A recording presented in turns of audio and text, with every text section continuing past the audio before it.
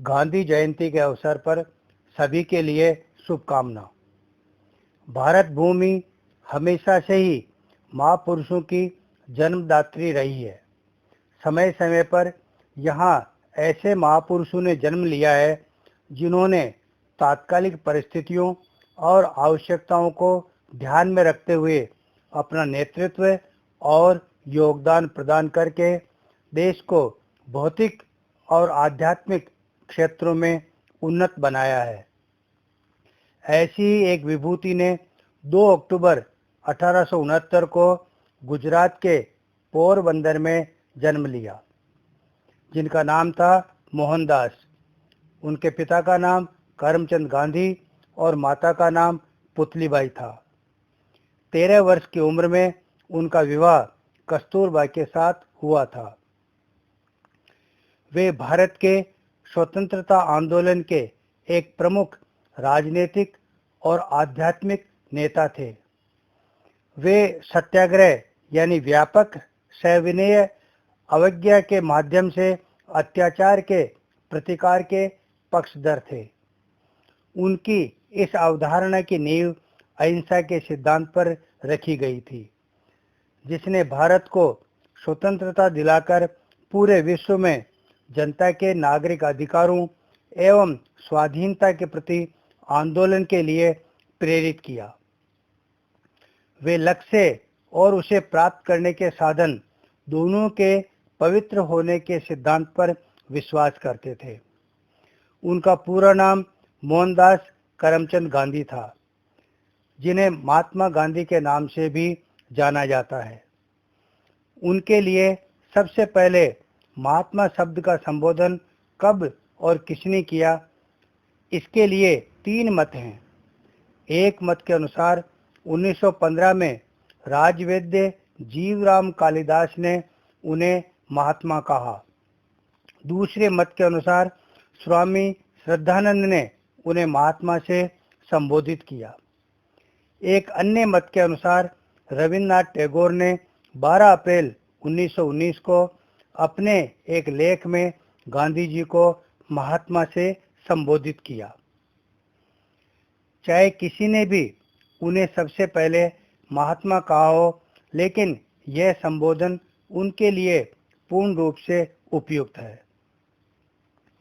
गांधी जी को महात्मा के अतिरिक्त राष्ट्रपिता कहकर भी संबोधित किया जाता है। इस संबंध में ऐसा कहा जाता है कि सुभाष चंद्र बोस, जो भारत की स्वाधीनता के लिए अपने तरीके से आंदोलनरत थे, ने 6 जुलाई 1994 को रंगून रेडियो से गांधी जी के नाम जारी प्रसारण में उन्हें राष्ट्रपिता कहकर संबोधित करते हुए आज़ाद हिंद फौज के सैनिकों के लिए उनका आशीर्वाद और शुभकामना मांगी थी। गांधी जी के अनुसार अहिंसा एक दर्शन है, एक सिद्धांत है और एक अनुभव है, जिसके आधार पर एक श्रेष्ठ समाज का निर्माण किया जा सकता है। महात्मा गांधी को पूरे विश्व में उनके अहिंसात्मक आंदोलन के लिए जाना जाता है। इसलिए उनके प्रति वैश्विक स्तर पर 15 जून 2007 को संयुक्त राष्ट्र महासभा में सभी सदस्यों ने उनके जन्म दिवस 2 अक्टूबर को अंतर्राष्ट्रीय अहिंसा दिवस के रूप में स्वीकार किया। गांधी जी ने अपने सार्वजनिक जीवन की शुरुआत बंबई और राजकोट में वकालत करके की, परंतु उनको वहां कोई अधिक सफलता नहीं मिली। सन 1893 में दादा अब्दुल्ला नाम के एक व्यापारी के आग्रह पर वे दक्षिण अफ्रीका चले गए। भारत की तरह वहां भी अंग्रेजों का शासन था। उन्होंने वहां भारतीय समुदाय के लोगों के नागरिक अधिकारों के लिए संघर्ष करते हुए सत्याग्रह को एक शस्त्र के रूप में काम में लिया। सन 1915 में गांधी जी भारत आए।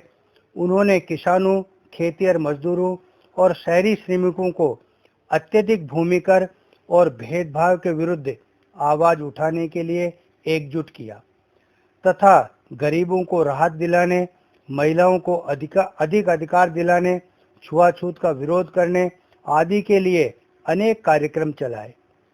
इनके अतिरिक्त उनके द्वारा चलाए गए प्रमुख आंदोलन थे बिहार का चंपारण व गुजरात का खेड़ा सत्याग्रह, असहयोग आंदोलन, दांडी यात्रा, भारत छोड़ो आंदोलन आदि।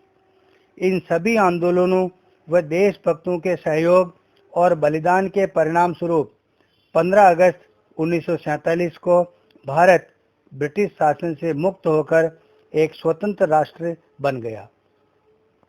लेकिन यह विचित्र संयोग है कि पूरे संसार को अहिंसा की शिक्षा देने वाले महात्मा गांधी का अंत हिंसा द्वारा हुआ।